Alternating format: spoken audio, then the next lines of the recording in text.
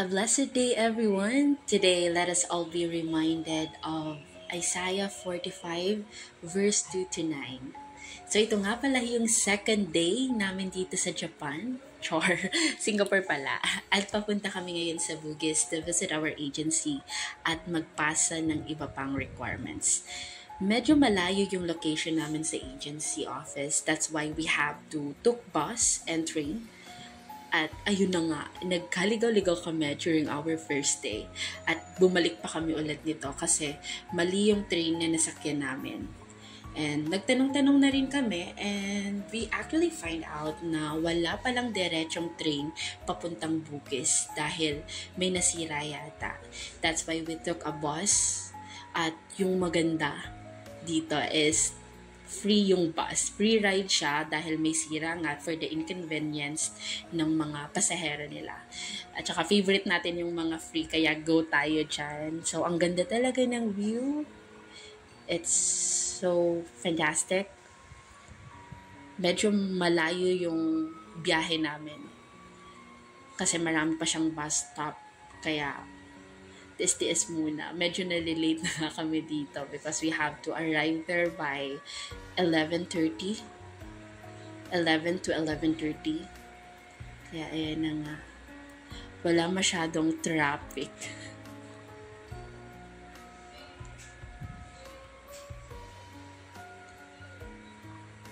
The view is so good.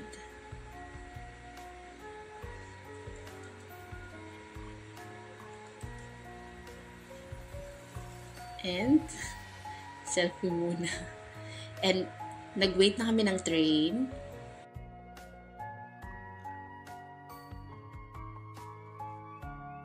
And finally, dumating na rin kami dito sa Bugis.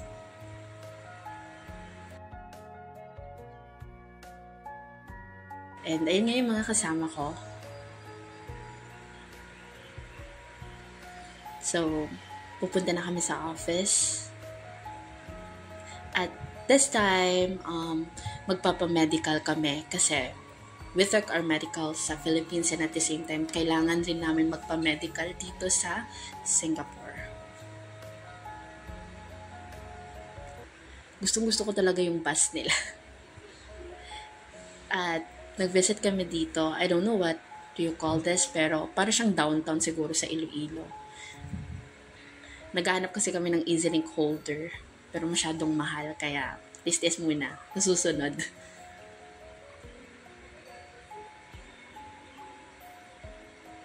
And, window lang. Tingin-tingin lang muna kami ngayon. And, uuwi na nga kami. So, nag-MRT kami. This time. Medyo malayo-layo rin yung pabiyahe namin papunta doon.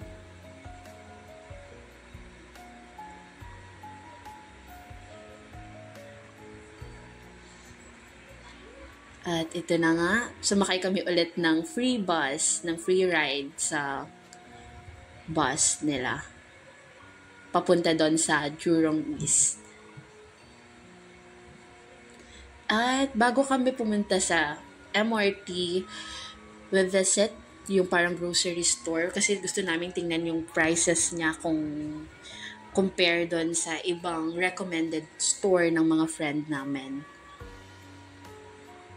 And that's it. Medyo mahal. Pero okay naman yung iba. Pero titingnan pa namin yung ibang grocery store. Baka mas mura doon. $4. At ito na nga, uuwi na kami. Finally, pagod na rin kami dyan. Paggabi na nga yan eh.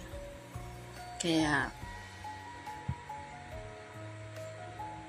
and that's it.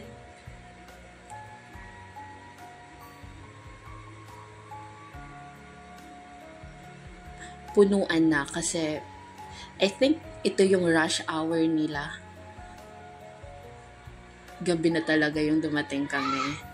At bago kami umakyat sa taas, bumili muna kami ng kanin. Wala pa kasi kaming kain. Kaya, bumili na lang kami. And the rice, yung lutong kanin cost $1.